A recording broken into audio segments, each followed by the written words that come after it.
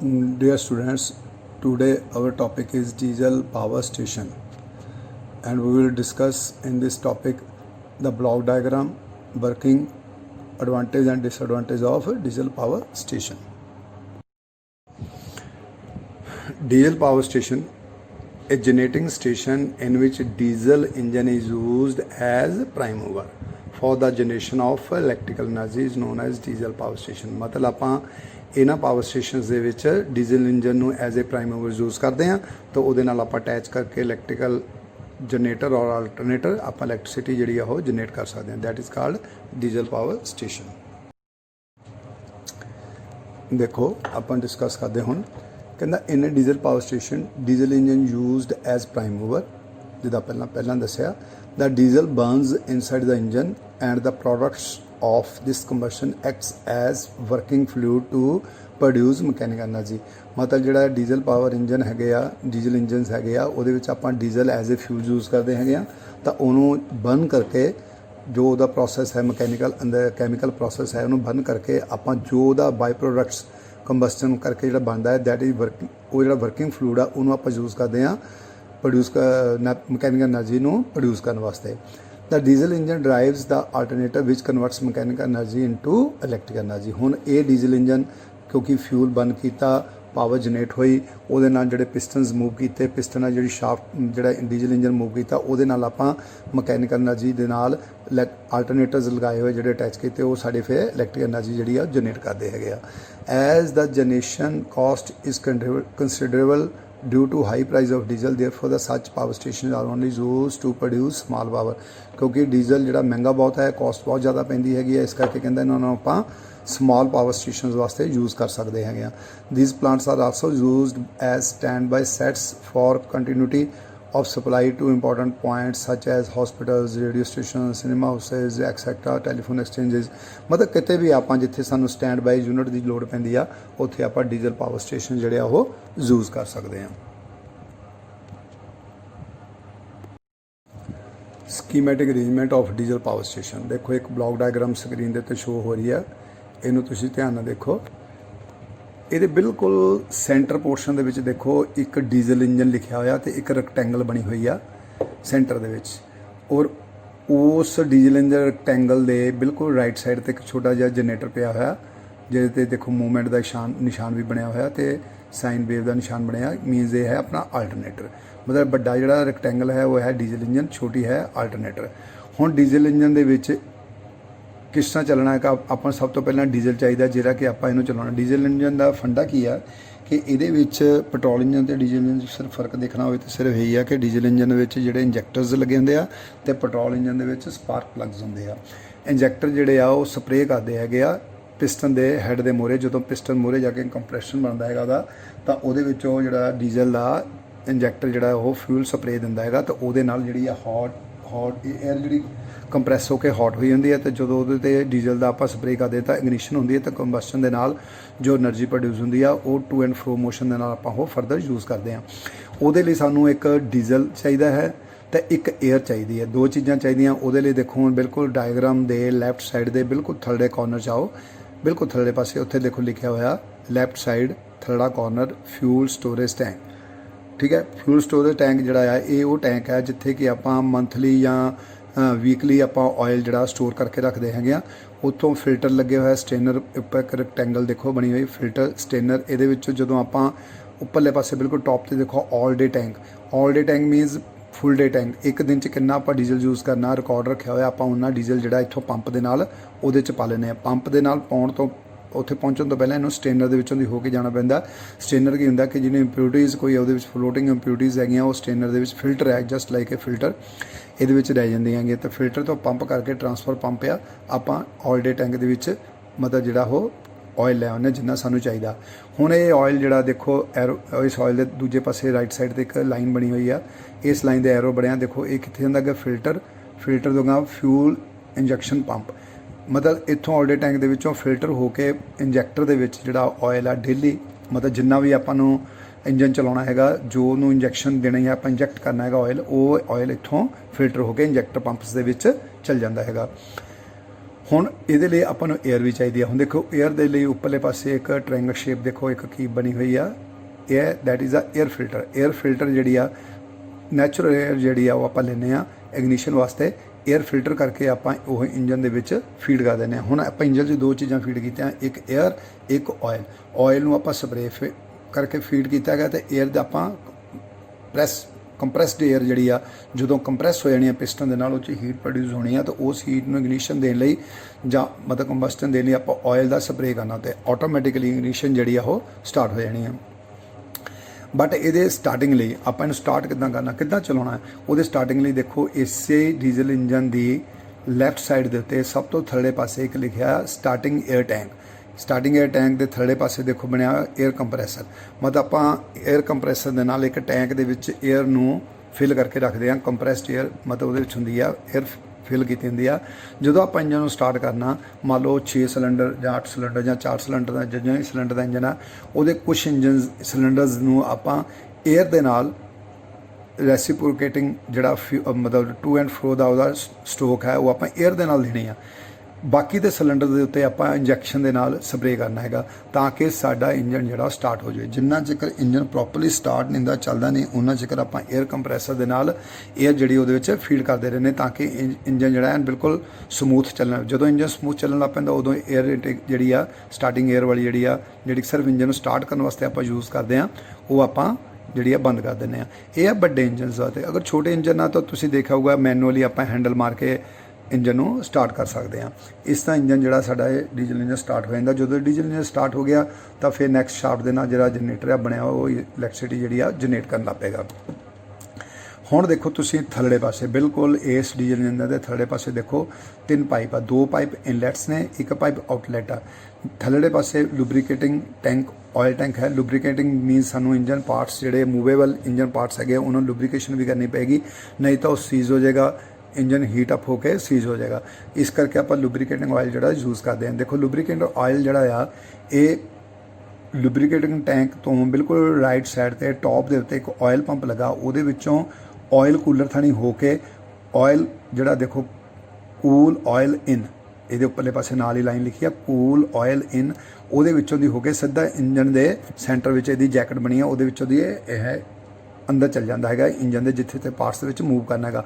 ਉਸ ਤੋਂ ਬਾਅਦ ਟੂ ਐਂਡ ਫਰੋ ਘੁੰਮ ਫਿਰ ਕੇ ਜਿੱਥੇ ਵੀ ਪਾਰਟਸ ਦੇ ਵਿੱਚ ਜਾਣਾ ਹੈ ਉੱਥੋਂ ਹੌਟ ਆਇਲ ਜਿਹੜਾ ਵਾਪਸ ਫਿਰ ਲੁਬਰੀਕੇਟ ਟੈਂਕ ਦੇ ਵਿੱਚ ਆ ਜਾਂਦਾ। ਇੱਥੋਂ ਫਿਰ ਆਪਾਂ ਚੱਕ ਕੇ ਆਇਲ ਕੂਲਰ 'ਚ ਭੇਜਦੇ ਹਾਂ, ਆਇਲ ਕੂਲਰ ਤੋਂ ਫਿਰ ਇਹ ਇੰਜਨ ਦੇ ਵਿੱਚ ਚੱਲ ਜਾਂਦਾ। ਇਸ ਤਰ੍ਹਾਂ ਇਹ ਲੁਬਰੀਕੇਟਿੰਗ ਆਇਲ ਸਰਕਲ ਜਿਹੜਾ ਚੱਲਦਾ ਰਹਿੰਦਾ ਹੈਗਾ। ਹੁਣ ਜਦੋਂ ਇੰਜਨ ਦੀ ਕੰਬਸਸ਼ਨ ਹੋਣੀ ਹੈ, ਨੈਚੁਰਲ ਹੀਟ ਪ੍ਰੋਡਿਊਸ ਹੋਣੀ ਆ, ਕੁਛ ਹੀਟ ਤਾਂ ਆਪਾਂ ਯੂਜ਼ ਕਰ ਲੈਣੀ ਆ ਮਕੈਨੀਕਲ એનર્ਜੀ ਨੂੰ ਕਨਵਰਟ ਕਰਨ ਦੇ ਵਿੱਚ, ਬਾਕੀ ਦੀ ਹੀਟ ਜਿਹੜੀ ਆ ਉਹ ਸਾਡਾ ਪਿਸਟਨ ਦੀ ਜਿਹੜੀ ਆ ਬਾਹਰਲਾ ਸਿਲੰਡਰ ਹੈ ਪਲੱਸ ਇੰਜਨ ਬੋਡੀ ਹੈ ਪਲੱਸ ਉਹ ਜਿਹੜੀ ਆ ਉਹ ਕੈਪਚਰ ਕਰ ਲੈਂਦੇ ਆ। ਉਹਦੇ ਕਰਕੇ ਸਾਡਾ ਇੰਜਨ ਜਿਹੜਾ ਉਹ ਗਰਮ ਹੋਣਾ ਸ਼ੁਰੂ ਹੋ ਜਾਂਦਾ। ਹੁਣ ਇੰਜਨ ਨੂੰ ਠੰਡਾ ਕਰਨ ਲਈ ਆਪਾਂ ਇਹ 'ਚ ਵਾਟਰ ਜੈਕਟਸ ਲਗਾਈਆਂ ਹੋਈਆਂ ਇੰਟਰਨਲ ਬੋਡੀ ਦੇ ਵਿੱਚ, ਬੋਡੀ ਦੇ ਜਿਹੜੀ ਇੰਜਨ ਦੀ ਬੋਡੀ ਆ ਜਿਹੜਾ ਪਿਸਟਨ ਦੇ ਬਾਹਰਲੇ ਪਾਸੇ ਜਿਹੜਾ ਸਿਲੰਡਰ ਆ ਉਹਦੇ ਵਿੱਚ ਪਲੱਸ ਇੰਜਨ ਬੋਡੀ ਦੇ ਵਿੱਚ ਵੀ ਜਿਹੜੇ ਵਾਟਰ ਜੈਕਟਸ ਆ ਉਹਨਾਂ ਦੇ ਵਿੱਚੋਂ ਦੀ ਠੰਡਾ ਪਾਣੀ ਆਪਾਂ ਸਰਕੂਲੇਟ ਕਰਦੇ ਹਾਂ ਤਾਂ ਕਿ ਸਾਡਾ ਇੰਜਨ ਜਿਹੜਾ ਉਹ ਠੰਡਾ ਰਹੇ। ਉਹਦੇ ਲਈ ਤੁਸੀਂ ਦੇਖੋ ਬਿਲਕੁਲ ਥੱਲੇ ਪਾਸੇ ਆਓ, ਇੰਜਨ ਦੇ ਥੱਲੇ ਪਾਸੇ ਜਿਹੜੇ 3 ਪੁਆਇੰਟ ਤੁਹਾਨੂੰ ਦੱਸੇ ਸੀ ਉਹਦੇ ਵਿੱਚ ਰਾਈਟ ਸਾਈਡ ਦੀ ਜਿਹੜੀ ਆ ਲਾਈਨ ਆ ਉਹਦੇ 'ਚ ਲਿਖਿਆ water in, cold water in ਹੁੰਦਾ ਹੈ।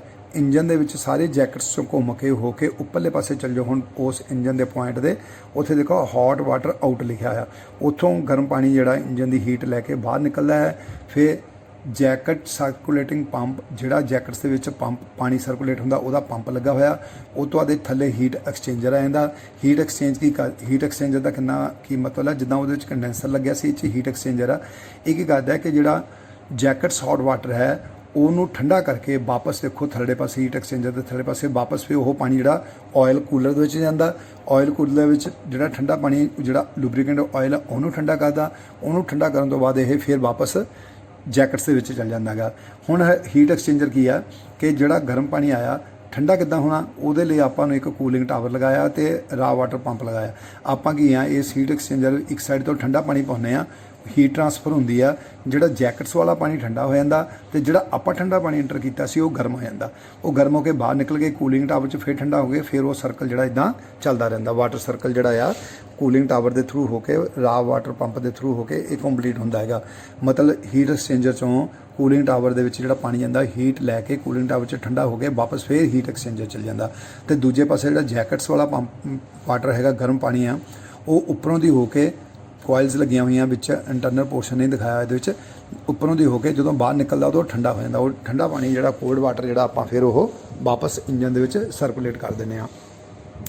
ਹੁਣ ਇੰਜਨ ਦੇ ਬਿਲਕੁਲ ਟੌਪ ਕਾਰਨਰ ਦੇ ਉੱਤੇ ਦੇਖੋ, ਰਾਈਟ ਸਾਈਡ ਦੇ ਉੱਤੇ ਇੱਕ ਸਲੈਂਸਰ ਲੱਗਾ ਕਿ ਜਿਹੜੀਆਂ ਐਗਜ਼ੌਸਟ ਜਿੰਨੀਆਂ ਵੀ ਗੈਸਿਸ ਜਿਹੜੀਆਂ ਆ ਉਹ ਇਸ ਸਲੈਂਸਰ ਥਾਣੀ ਆਪਾਂ ਬਾਹਰ ਕੱਢ ਦਿੰਦੇ ਆ। ਮਤਲਬ ਸਿੰਪਲ ਜਿੱਦਾਂ ਤੁਸੀਂ ਕਹ ਲਓ ਇੱਕ ਡੀਜ਼ਲ ਇੰਜਨ, ਜੀਪਸ, ਕਾਰਜ਼, ਮੋਟਰਸਾਈਕਲ, ਜੀਪਸ, ਕਾਰਜ਼, ਬੱਸ, ਟਰੱਕਸ, ਜਿਹਦੇ ਵਿੱਚ ਜਿੰਨੇ ਵੀ ਡੀਜ਼ਲ ਇੰਜਨ ਲੱਗੇ ਪਿੱਛੇ ਸਲੈਂਸਰ ਲੱਗਾ ਹੁੰਦਾ। ਡੀਜ਼ਲ ਪੈਟਰੋਲ ਇੰਜਨ ਦੇ ਪਿੱਛੇ ਸਲੈਂਸਰ ਜਿਹਦਾ ਲੱਗਾ ਹੁੰਦਾ ਐਗਜ਼ੌਸਟ ਲਈ, ਇਸੇ ਤਰ੍ਹਾਂ ਇਹਦੇ ਵਿੱਚ ਵੀ ਇੱਕ ਸਲੈਂਸਰ ਲਾਇਆ ਜਿਹੜਾ ਕਿ ਸਾਡੀ ਜਿਹੜੀ ਆ ਵੇਸਟ ਐਗਜ਼ੌਸਟ ਗੈਸਿਸ ਆ ਉਹਨੂੰ ਬਾਹਰ ਕੱਢ ਦਿੰਦਾ। ਇਸ ਤਰ੍ਹਾਂ ਇਹ ਜਿਹੜਾ ਤੁਹਾਡਾ ਡੀਜ਼ਲ ਪਾਵਰ ਸਟੇਸ਼ਨ ਦੀ ਬਲੌਕ ਡਾਇਗਰਾਮ ਸੀਗੀ। ਹੁਣ ਦੇਖੋ ਜਿਹੜੇ ਐਲੀਮੈਂਟਸ ਨੇ ਆਪਾਂ ਉਹਨਾਂ ਨੂੰ ਥੋੜ੍ਹਾ ਹੋਰ ਡਿਸਕਸ ਕਰਦੇ ਹਾਂ। ਪਹਿਲਾ ਐਲੀਮੈਂਟ ਹੈ ਦੇਖੋ ਫਿਊਲ ਸਪਲਾਈ ਐਲੀਮੈਂਟ। ਕਹਿੰਦਾ it consist of storage tank, strainer, fuel transfer pump and all day fuel tank. ਜਿਹੜੀਆਂ ਮੈਂ ਪਹਿਲਾਂ ਤੁਹਾਨੂੰ ਡਾਇਗਰਾਮ 'ਚ 3-4 ਚੀਜ਼ਾਂ ਦੱਸੀਆਂ ਹੋਈਆਂ, storage tank, strainer, fuel pump ਤੇ all day fuel tank. The fuel oil is supplied at the plant site by rail or road. ਮਤਲਬ ਜਿੱਦਾਂ ਆਪਾਂ ਟ੍ਰਾਂਸਫਰ ਕਰ ਲੈਂਦੇ ਹਾਂ ਆਇਲ ਨੂੰ ਸਟੋਰੇਜ ਦੇ ਲਈ, ਤਾਂ oil is stored in the storage tank. Storage tank ਵਿੱਚ ਆਪਾਂ ਉਹਨੂੰ ਸਟੋਰ ਕਰ ਲੈਂਦੇ ਹਾਂ, ਤਾਂ ਉਹਦੇ ਵਿੱਚੋਂ ਪੰਪ ਕਰਕੇ ਕਹਿੰਦਾ from the storage tank oil is pump to smaller all day tank at daily or short interval. ਮਤਲਬ ਜਿੰਨੀ ਵੀ ਸਾਡੀ ਰਿਕੁਆਇਰਮੈਂਟ ਆ ਆਪਾਂ ਉੱਪਰ ਉਹਨੂੰ ਸ਼ਿਫਟ ਕਰ ਲੈਂਦੇ ਹਾਂ। From this tank fuel oil is pass through the strainer to remove suspended impurities. ਕੋਈ ਇੰਪਿਊਰਿਟੀਜ਼ ਆ ਜਾਂ ਕੋਈ ਵਿੱਚ ਪਾਰਟੀਕਲ ਹੈ ਤਾਂ ਉਹ ਆਪਾਂ ਇੱਥੇ ਰਿਮੂਵ ਕਰ ਲੈਂਦੇ ਹਾਂ ਸਟੇਨਰ ਦੇ ਵਿੱਚ, ਮੀਨਸ ਫਿਲਟਰ ਕਰ ਲੈਂਦੇ ਹਾਂ। ਤਾਂ clean oil is injected into the engine by fuel injection pump. ਤੇ ਉਸ ਤੋਂ ਬਾਅਦ ਫਿਊਲ ਇੰਜੈਕਸ਼ਨ ਪੰਪਸ ਦੇ ਥਰੂ ਆਪਾਂ ਇੰਜਨ ਦੇ ਵਿੱਚ ਉਹਨੂੰ ਇੰਜੈਕਟ ਕਰ ਦਿੰਦੇ ਹੈਗੇ। ਨੈਕਸਟ ਪੁਆਇੰਟ ਹੈ ਸੈਕੰਡ, ਦੇਖੋ ਏਅਰ ਇਨਟੇਕ ਸਿਸਟਮ। ਕਹਿੰਦਾ this system supplies necessary air to the engine for fuel combustion. ਕਿਉਂਕਿ ਫਿਊਲ ਨੂੰ ਕੰਬਸਟਨ ਲਈ ਏਅਰ ਵੀ ਚਾਹੀਦੀ ਆ, ਆਕਸੀਜਨ ਚਾਹੀਦੀ ਆ, ਉਹ ਆਪਾਂ ਏਅਰ 'ਚੋਂ ਲੈਂਦੇ ਹਾਂ। ਇਸ ਸਿਸਟਮ ਦਾ ਕੰਮ ਹੈ ਕਿ ਸਿਰਫ ਉਹ ਏਅਰ ਸਪਲਾਈ ਕਰਦਾ ਹੈਗਾ। It consists of pipes for the supply fresh air to the engine manifold. ਮਤਲਬ ਇੰਜਨ ਦੇ ਮੇਨ ਪੋਰਸ਼ਨ ਦੇ ਵਿੱਚ ਜਿੱਥੇ ਪਿਸਟਨ ਤੇ ਸਿਲੰਡਰ ਨੇ ਵਰਕ ਕਰਨਾ ਹੈਗਾ ਉੱਥੇ ਫਰੈਸ਼ ਏਅਰ ਜਿਹੜੀ ਆਪਾਂ ਭੇਜਦੇ ਹਾਂ। Filter provided to remove dust particles from air which may act as abrasive in the engine cylinder. ਮਤਲਬ ਹੁਣ ਕਿਉਂਕਿ ਇੰਜਨ ਦੇ ਵਿੱਚ ਜੇ ਆਪਾਂ ਏਅਰ ਦੇ ਨਾਲ ਡਸਟ ਪਾਰਟੀਕਲਸ ਵੀ ਜਾਣਗੇ ਤਾਂ ਸਾਡਾ ਇੰਜਨ ਜਲਦੀ ਖਰਾਬ ਹੋਊਗਾ। ਉਸ ਚੀਜ਼ ਨੂੰ ਅਵੋਇਡ ਕਰਨ ਲਈ ਆਪਾਂ ਜਿਹੜੇ ਆ ਏਅਰ ਫਿਲਟਰਸ ਜਿਹੜੇ ਆ ਉਹ ਯੂਜ਼ ਕਰਦੇ ਹਾਂ। ਤੀਜਾ ਪੁਆਇੰਟ ਹੈ exhaust system. This system leads engine exhaust gas outside the building and discharge it into the atmosphere. The silencer is usually incorporated to the system to reduce the noise level. ਹੁਣ ਆਪਾਂ engine ਨੂੰ direct ਜਿਹੜਾ ਉਹਦਾ exhaust ਹੈ ਸਿੱਧਾ ਨਹੀਂ ਆਪਾਂ ਇਹਦੇ ਵਿੱਚ ਛੱਡ ਸਕਦੇ ਕਿਉਂਕਿ ਆਵਾਜ਼ ਬਹੁਤ ਆਉਂਦੀ ਹੈ। ਕਿਉਂਕਿ ਅੰਦਰ ਜਿਹੜਾ ਕੰਬਸਸ਼ਨ ਚੱਲਦਾ ਪਿਆ ਮਤਲਬ ਉਹਦੀ ਆਵਾਜ਼ ਨੂੰ ਅਬਜ਼ੌਰਬ ਕਰਨ ਲਈ, ਘੱਟ ਕਰਨ ਲਈ ਆਪਾਂ ਸਿਲੈਂਸਰ ਲਗਾ ਕੇ ਉਸ ਆਵਾਜ਼ ਨੂੰ ਜਾਂ ਉਸ ਐਗਜ਼ੌਸਟ ਨੂੰ ਬਿਲਡਿੰਗ ਤੋਂ ਬਾਹਰ ਭੇਜ ਦਿੰਦੇ ਹੈਗੇ, ਡਿਸਚਾਰਜ ਕਰ ਦਿੰਦੇ ਹੈਗੇ। ਕੂਲਿੰਗ ਸਿਸਟਮ ਕੀ ਆ? The heat released by the burning of fuel in the engine cylinder is partially converted into work the remainder part of the heat passes through the cylinder walls, pistons, rings, etc. and may cause damage to the system. ਕਹਿੰਦਾ ਕੀ ਆ ਕਿ ਜਿੰਨੀ ਕਿ ਆਪਾਂ heat ਜਿਹੜੀ burn ਹੋਈ ਆ ਕੰਬਸਟਨ ਦੇ ਨਾਲ ਉਹਨੂੰ ਆਪਾਂ ਜਿੰਨਾ ਯੂਜ਼ ਕਰ ਸਕਦੇ ਉਹਨਾਂ ਤਾਂ ਯੂਜ਼ ਕਰ ਲਿਆ। ਬਾਕੀ ਦਾ ਕਿੱਥੇ ਜਾਂਦਾ? ਕਹਿੰਦਾ reminder part of the heat passes through the cylinder. ਹੁਣ ਸਿਲੰਡਰ ਦੀਆਂ ਵਾਲਸ ਦੇ ਵਿੱਚ ਹੀਟ ਜਾਂਦੀ ਆ, ਪਿਸਟਨ ਗਰਮ ਹੁੰਦਾ, ਰਿੰਗਸ ਗਰਮ ਹੁੰਦੀਆਂ ਨੇ, ਤਾਂ ਉਹ ਕਹਿੰਦਾ ਜਿਹੜੇ ਸਿਸਟਮ ਨੂੰ ਡੈਮੇਜ ਕਰ ਸਕਦੀਆਂ ਹੈ। In order to keep the temperature of the engine parts within the safe operating limits cooling provide ਕੀਤੀ ਜਾਂਦੀ ਹੈ। Cooling is provided. The cooling system consists of water source, pump and cooling towers. Pump circulate water through cylinder and head jackets. ਮੈਂ ਜਿੱਦਾਂ ਤੁਹਾਨੂੰ ਪਹਿਲਾਂ ਦੱਸਿਆ ਕਿ water jackets ਬਣੀਆਂ ਹੁੰਦੀਆਂ ਉਹਦੇ ਵਿੱਚੋਂ ਦੀ ਜਿਹੜਾ ਪੰਪ ਆ ਉਹ ਪਾਣੀ ਨੂੰ ਸਰਕੂਲੇਟ ਕਰਦਾ ਹੈਗਾ, ਕੋਲਡ ਵਾਟਰ ਨੂੰ। ਦ ਵਾਟਰ ਟੇਕਸ ਅਵੇ heat from the engine and itself becomes hot. ਹੁਣ ਕਹਿੰਦਾ ਪਾਣੀ ਜਿਹੜਾ ਆ ਉਹ ਇੰਜਨ ਦੇ ਵਿੱਚੋਂ ਹੀਟ ਜਿਹੜੀ ਅਬਜ਼ੌਰਬ ਕਰ ਲੈਂਦਾ ਆ ਅਤੇ ਆਪਣੇ ਆਪ 'ਚ ਉਹ ਗਰਮ ਹੋ ਜਾਂਦਾ। The hot water is cooled by cooling tower and recirculated for cooling. ਉਹੀ ਪਾਣੀ ਨੂੰ ਆਪਾਂ ਕੂਲਿੰਗ ਟਾਵਰ 'ਚ ਭੇਜ ਕੇ ਠੰਡਾ ਕਰਕੇ ਮੁੜ ਕੇ ਫਿਰ ਉਹੀ ਵਾਟਰ ਜਿਹੜਾ ਰੀਸਰਕੂਲਰ ਕਰ ਦਿੰਦੇ ਹੈਗੇ ਆ। Last one is the lubricating system, ਪੰਜਵਾਂ point. This system minimise the wear of rubbing surfaces of the engine. ਮਤਲਬ ਜਿੱਦਾਂ ਮੈਂ ਤੁਹਾਨੂੰ ਪਹਿਲਾਂ ਦੱਸਿਆ ਟੂ ਐਂਡ ਫਰੋ ਪਿਸਟਨ ਦੀ ਜਦੋਂ ਮੂਵਮੈਂਟ ਹੁੰਦੀ ਆ, ਹੋਰ ਜਿਹੜੇ ਵੀ ਰਬਿੰਗ ਪਾਰਟਸ ਹੈਗੇ ਆ, ਇਹਨਾਂ ਸਾਰੇ ਜਿਹੜੇ ਮੂਵਿੰਗ ਪਾਰਟਸ ਹੈਗੇ ਉਹਨਾਂ ਸਾਰਿਆਂ ਦੀ ਰਬਿੰਗ ਨੂੰ ਬਚਾਉਣ ਲਈ, ਤਾਂ ਕਿ ਉਹ ਵੇਅਰ ਐਂਡ ਟੇਅਰ ਨੂੰ ਬਚਾਉਣ ਲਈ, ਘਟਾਉਣ ਲਈ ਆਪਾਂ ਲੂਬਰੀਕੇਟਿੰਗ ਸਿਸਟਮ ਜਿਹੜਾ ਯੂਜ਼ ਕਰਦੇ ਹਾਂ। It comprises of lubricant oil tank, pump, filter and oil cooler. ਤਿੰਨ ਚੀਜ਼ਾਂ ਦੇਖੋ ਇਹਦੇ ਵਿੱਚ ਆ ਰਹੀਆਂ। ਇੱਕ ਹੈ ਲੂਬਰੀਕੇਟਿੰਗ ਆਇਲ ਟੈਂਕ ਹੈ, ਫਿਰ ਪੰਪਸ ਨੇ, ਫਿਲਟਰ ਆ ਤੇ oil cooler. The lubricant oil is drawn from the lubricant oil tank by the pump and is passed through filters to remove impurities। मतलब oil tank चो लेने oil ਨੂੰ, फिर filter ਦੇ ਵਿੱਚੋਂ ਦੀ ਪਾਸ ਆਊਟ ਕਰਦੇ ਆ impurities ਨੂੰ ਖਤਮ ਕਰਨ ਲਈ। The clean lubricant oil is delivered to the points which require lubrication। ਇਹ ਜਿਹੜਾ ਫਿਰ ਸਾਫ ਸੁਥਰਾ ਤੇਲ ਆ ਆਪਾਂ ਉੱਥੇ ਪਹੁੰਚਾਉਂਦੇ ਆ, ਉਸ ਪੁਆਇੰਟਸ ਤੱਕ ਲੈ ਕੇ ਜਾਂਦੇ ਆ ਜਿੱਥੇ ਦੀ ਜ਼ਰੂਰਤ ਹੁੰਦੀ ਲੁਬਰੀਕੇਸ਼ਨ ਦੀ। The oil cooler incorporated in the system keep the temperature of oil low. ਮੈਂ ਜਿੱਦਾਂ ਤੁਹਾਨੂੰ ਪਹਿਲਾਂ ਦੱਸਿਆ ਕਿ ਜਿਹੜਾ ਆਇਲ ਜਦੋਂ ਸਾਰੇ ਇੰਜਨ ਦੇ ਵਿੱਚੋਂ ਦੀ ਮੂਵ ਕਰਦਾ ਹੈ ਲੁਬਰੀਕੈਂਟ ਆਇਲ, ਤਾਂ ਉਹ ਉਹਦੀ ਹੀਟ ਜਿਹੜੀ ਅਬਜ਼ੌਰਬ ਕਰ ਲੈਂਦਾ ਤੇ ਆਇਲ ਜਿਹੜਾ ਲੁਬਰੀਕੈਂਟ ਆਇਲ ਵੀ ਗਰਮ ਹੋ ਜਾਂਦਾ ਹੈਗਾ। ਉਹਨੂੰ ਠੰਡਾ ਕਰਨ ਲਈ ਆਪਾਂ ਉਹਨੂੰ ਕੂਲਿੰਗ ਸਿਸਟਮ ਜਿਹੜਾ ਪਹਿਲਾਂ ਆਪਾਂ ਦੇਖਿਆ ਡਾਇਗਰਾਮ ਦੇ ਕੂਲਰ ਵਾਟਰ ਕੂਲਿੰਗ ਸਿਸਟਮ ਦੇ ਵਿੱਚੋਂ ਦੀ ਉਹਨੂੰ ਲਗਾ ਕੇ ਫਿਰ ਆਪਾਂ ਮੁੜ ਕੇ ਇੰਜਨ ਦੇ ਵਿੱਚ ਭੇਜਦੇ ਹਾਂ ਤਾਂ ਕਿ ਸਾਡੀ ਉਹਦੀ ਜਿਹੜੀ ਹੀਟ ਆ ਉਹ ਰਿਮੂਵ ਹੋ ਜਾਵੇ। ਇੰਜਨ ਸਟਾਰਟਿੰਗ ਸਿਸਟਮ, ਇਹ ਜਿੱਦਾਂ ਮੈਂ ਤੁਹਾਨੂੰ ਪਹਿਲਾਂ ਦੱਸਿਆ ਸੀਗਾ ਕਿ ਏਅਰ ਜਿਹੜੀ ਆ ਕੰਪਰੈਸਡ ਏਅਰ ਜਿਹੜੀ ਆਪਾਂ ਯੂਜ਼ ਕਰਦੇ ਹਾਂ ਇੰਜਨ ਨੂੰ ਸਟਾਰਟ ਕਰਨ ਲਈ, ਉਹ ਵਾਲਾ ਪੋਰਸ਼ਨ ਹੈ। ਦੇਖੋ this is an arrangement to rotate the engine initially while starting until firing starts and the unit runs with its own power. ਮਤਲਬ ਕਹਿੰਦਾ ਆਪਾਂ ਉਹਨਾਂ ਚਿਰ ਇਹ ਇੰਜਨ ਦੇ ਵਿੱਚ ਏਅਰ ਨੂੰ ਪਾਸ ਆਊਟ ਕਰਦੇ ਹਾਂ ਜਿੰਨਾ ਚਿਰ ਕਰਕੇ ਇੰਜਨ ਸਟਾਰਟ ਹੋ ਕੇ ਫਾਇਰਿੰਗ ਹੋ ਕੇ ਉਹ ਆਪਣੀ ਪਾਵਰ ਦੇ ਨਾਲ ਨਹੀਂ ਮੂਵ ਕਰਨ ਲੱਗ ਪੈਂਦਾ। Small sets are started manually by handles but for large units compressed air is used। ਛੋਟੇ ਜਿਹੜੇ ਸੈੱਟ ਆ ਤੁਸੀਂ ਦੇਖਿਆ ਹੋਊਗਾ ਬੈਂਕਾਂ ਦੇ ਮੋਹਰੇ ਪਏ, ਹਸਪੀਟਲਾਂ 'ਚ ਦੂਜੀ ਜਗ੍ਹਾ 'ਤੇ, ਮਤਲਬ ਜਿਹੜਾ ਛੋਟਾ ਯੂਨਿਟ ਹੈ ਜਿਹੜਾ ਸੈਲਫ ਸਟਾਰਟ ਨਹੀਂ ਆ ਉਹਨੂੰ ਆਪਾਂ ਹੈਂਡਲ ਮਾਰ ਕੇ ਸਟਾਰਟ ਕਰ ਸਕਦੇ ਹਾਂ, ਪਰ ਬਾਕੀਆਂ ਨੂੰ ਜਿਹੜੀ ਸਾਨੂੰ ਸੈਲਫ ਸਟਾਰਟ ਕਰਨਾ ਪੈਂਦਾ ਕੰਪਰੈਸਡ ਏਅਰ ਦੇ ਨਾਲ। ਕਹਿੰਦਾ in the later case air at high pressure is admitted to a few of the cylinders. ਥੋੜ੍ਹੇ ਸਿਲੰਡਰਸ ਦੇ ਵਿੱਚ, ਮਤਲਬ ਜੇ ਜ਼ਿਆਦਾ 4 ਸਿਲੰਡਰ ਮਤਲਬ 2 ਸਿਲੰਡਰ ਨੂੰ ਆਪਾਂ ਏਅਰ ਦਿੰਦੇ ਹਾਂ, making them to act as reciprocating air motor to turn over the engine shaft. ਕਹਿੰਦਾ ਆਪਾਂ ਰੈਸੀਪ੍ਰੋਕੇਟਿੰਗ ਏਅਰ ਪੰਪ ਮੋਟਰ ਬਣਾ ਦਿੰਦੇ ਹਾਂ, ਔਰ ਮਤਲਬ ਏਅਰ ਕੰਪਰੈਸ ਏਅਰ ਅੰਦਰ ਮਾਰਦੇ ਹਾਂ ਤਾਂ ਪਿਸਟਨ ਜਿਹੜਾ to and fro the motion ਹੁੰਦਾ that is called reciprocating air motor ਬਣ ਜਾਂਦੀ ਆ।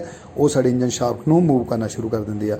ਫਿਰ ਆਪਾਂ ਕਰਦੇ ਹਾਂ the fuel is admitted to the remaining cylinders which makes the engine to start under its own power. ਅਤੇ ਕਿਉਂਕਿ ਕੁਛ ਆਪਾਂ ਇੰਜਨਸ ਜਿਹੜੇ ਹੈਗੇ ਸਿਲੰਡਰਸ ਦਾ ਉਹਨਾਂ ਤੋਂ ਸਪਲਾਈ ਦੇਤੀ ਏਅਰ ਦੀ, ਬਟ ਸ਼ਾਫਟ ਤਾਂ ਪੂਰੀ ਦੀ ਪੂਰੀ ਮੂਵ ਕਰੇਗੀ ਨਾ, ਇਸ ਕਰਕੇ ਬਾਕੀ ਦੇ ਜਿਹੜੇ ਹੈਗੇ ਉਹ ਵੀ ਪਿਸਟਨ ਜਿਹੜੇ ਮੂਵ ਕਰਨਗੇ। ਉਦੋਂ ਆਪਾਂ ਕੀ ਕਰਦੇ ਹਾਂ ਫਿਊਲ ਨੂੰ ਐਡਮਿਟ ਕਰ ਦਿੰਦੇ ਹਾਂ ਅੰਦਰ, ਭੇਜਦੇ ਹਾਂ ਇੰਜੈਕਟਰਸ ਦੇ ਥਰੂ, ਤਾਂ ਸਾਡਾ ਇੰਜਨ ਜਿਹੜਾ ਉਹ ਸਟਾਰਟ ਹੋ ਜਾਂਦਾ। ਫਿਰ ਉਹ ਆਪਣੀ ਪਾਵਰ ਦੇ ਨਾਲ ਹੀ ਘੁੰਮਣ ਲੱਗ ਪੈਂਦਾ। ਫਿਰ ਆਪਾਂ ਏਅਰ ਸਰਕਲ ਜਿਹੜਾ ਜਾਂ ਏਅਰ ਪੰਪਸ ਜਿਹੜੇ ਆਪਾਂ ਲਗਾਏ ਸੀਗੇ ਕੰਪਰੈਸਡ ਏਅਰ ਵਾਸਤੇ, ਉਹਦਾ ਜਿਹੜੀ ਆ ਵਾਲਵ ਜਿਹੜਾ ਉਹਨੂੰ ਬੰਦ ਕਰ ਦਿੰਦੇ ਹਾਂ। ਇਸ ਤਰ੍ਹਾਂ ਇੰਜਨ ਸਾਡਾ ਸਟਾਰਟ ਹੋ ਜਾਂਦਾ ਹੈਗਾ।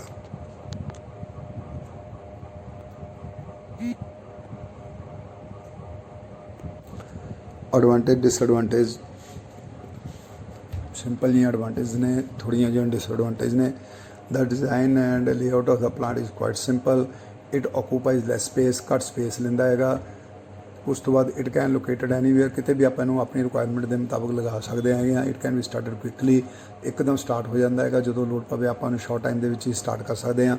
ਕੋਈ ਸਟੈਂਡ ਬਾਈ ਲਾਸਿਸ ਨਹੀਂ ਹੈਗੇ। It requires less quantity of water for cooling. 6ਵਾਂ ਪੁਆਇੰਟ, ਘੱਟ ਕੁਆਂਟਿਟੀ ਚਾਹੀਦੀ ਹੈ ਪਾਣੀ ਦੀ ਠੰਡਾ ਕਰਨ ਨੂੰ ਕੂਲਿੰਗ ਸਿਸਟਮ ਲਈ। 7ਵਾਂ, the overall cost is much less than that of steam power station of the same capacity. ਅਗਰ ਆਪਾਂ ਸੇਮ ਕਪੈਸਿਟੀ ਦਾ ਸਟੀਮ ਪਾਵਰ ਸਟੇਸ਼ਨ ਬਣਾਉਣਾ ਹੋਵੇ ਤਾਂ ਇੱਕ ਪਾਸੇ ਆਪਾਂ ਡੀਜ਼ਲ ਪਾਵਰ ਸਟੇਸ਼ਨ ਬਣਾਉਣਾ ਹੋਵੇ ਤਾਂ ਇਹਦੀ ਕਾਸਟ ਜਿਹੜੀ ਕਾਫੀ ਘੱਟ ਹੈਗੀ ਹੈ ਡੀਜ਼ਲ ਪਾਵਰ ਪਲਾਂਟ ਦੀ। 8ਵਾਂ ਪੁਆਇੰਟ ਹੈ, the thermal efficiency of plant is higher than the steam power station. Steam power station ਨਾਲੋਂ ਇਹਦੀ ਐਫੀਸ਼ੀਐਂਸੀ ਜਿਹੜੀ ਥਰਮਲ ਐਫੀਸ਼ੀਐਂਸੀ ਜ਼ਿਆਦਾ ਹੈਗੀ ਹੈ ਕਿਉਂਕਿ ਇਹ 'ਚ ਲਾਸਿਸ ਘੱਟ ਹੈਗੇ ਆ। It requires less operating staff ਵੀ ਨਹੀਂ ਕੋਈ ਜ਼ਿਆਦਾ ਚਾਹੀਦਾ। ਆਪਾਂ ਕਿਤੇ ਵੱਡਾ मतलब सपोज करो 100 किलोवाट का आप एक जनरेटर लाया होया ਜਾਂ 50 किलोवाट का एक जनरेटर लाया तो एक अटेंडेंट ਉਹਨੂੰ ਚਾਹੀਦਾ ਜਿਹੜਾ ਉਹਨੂੰ ਅਟੈਂਡ ਕਰ ਸਕੇ।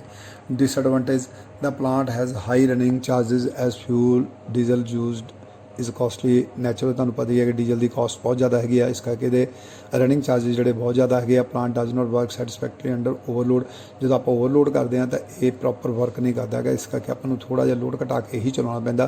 ਤਾਂ plant can only generate small power ਛੋਟੀ ਪਾਵਰਸ ਲਈ ਆਪਾਂ ਇਹਨੂੰ ਯੂਜ਼ ਕਰ ਸਕਦੇ ਹਾਂ। Caste of lubrication is generally high natural ਹੈ ਕਿ ਲੁਬਰੀਕੈਂਟ ਆਇਲ ਵੀ ਚਾਹੀਦਾ ਉਹ ਜੀ ਕਾਸਟ ਜਿਹੜੀ ਆ ਉਹ ਕਹਿੰਦਾ ਹਾਈ ਹੁੰਦੀ ਆ।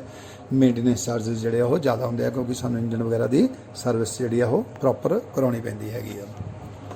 ਸਾਈਟ ਸਿਲੈਕਸ਼ਨ ਦੇ ਵਿੱਚ ਇਹਦੇ ਵਿੱਚ ਕੋਈ ਕੁਛ ਖਾਸ ਨਹੀਂ ਆ। ਇਹਨੂੰ ਆਪਾਂ ਜਿੱਥੇ ਵੀ ਆਪਾਂ ਨੂੰ ਰਿਕੁਆਇਰਮੈਂਟ ਹੈਗੀ ਹੈ ਜਿਸ ਤਰ੍ਹਾਂ ਦੀ ਰਿਕੁਆਇਰਮੈਂਟ ਹੈਗੀ ਆਪਾਂ ਉੱਦਾਂ ਦੇ ਸੈੱਟ ਨੂੰ ਆਪਾਂ ਉਸ ਜਗ੍ਹਾ 'ਤੇ ਲਗਾ ਸਕਦੇ ਹਾਂ। ਤੁਸੀਂ ਦੇਖਿਆ ਹੋਊਗਾ ਅੱਜ ਕੱਲ੍ਹ ਸਿਨੇਮਾ ਹਾਲਸ ਦੇ ਵਿੱਚ ਗੁਰਦੁਆਰਿਆਂ ਦੇ ਵਿੱਚ ਹੋਰ ਪਬਲਿਕ ਪਲੇਸਿਸ ਦੇ ਵਿੱਚ ਜਿੱਥੇ ਇਲੈਕਟ੍ਰਿਸਿਟੀ ਪ੍ਰਾਈਵੇਟ ਆਪਾਂ ਨੂੰ ਮਤਲਬ ਐਮਰਜੈਂਸੀ ਵੇਲੇ ਆਪਾਂ ਨੂੰ ਪਾਵਰ ਕੰਟੀਨਿਊ ਰੱਖਣ ਵਾਸਤੇ ਜਨਰੇਟਰਸ ਚਾਹੀਦੇ ਆ ਤਾਂ ਤੁਸੀਂ ਦੇਖਿਆ ਹੋਊਗਾ ਕਈਆਂ ਨੇ ਬਿਲਡਿੰਗ ਦੇ ਉੱਪਰਲੇ ਪਾਸੇ ਇਹ ਜਨਰੇਟਰਸ ਜਿਹੜੇ ਆ ਲਗਾਏ ਹੋਏ ਟਰਬੋ ਜਨਰੇਟਰਸ ਜਿਹੜੇ ਆ ਸਾਊਂਡਲੈਸ ਜਨਰੇਟਰ ਜਿਹੜੇ ਆ ਛੱਤ ਦੇ ਉੱਤੇ ਵੀ ਰੱਖੇ ਹੁੰਦੇ ਆ। ਇਸ ਕਰਕੇ ਇਹਨੂੰ ਆਪਾਂ ਜਿੱਥੇ ਵੀ ਆਪਣੀ ਸੈਟਿੰਗ ਹੁੰਦੀ ਆ ਆਪਾਂ ਉੱਥੇ ਇਹਨਾਂ ਨੂੰ ਲਗਾ ਸਕਦੇ ਹੈਗੇ ਆ।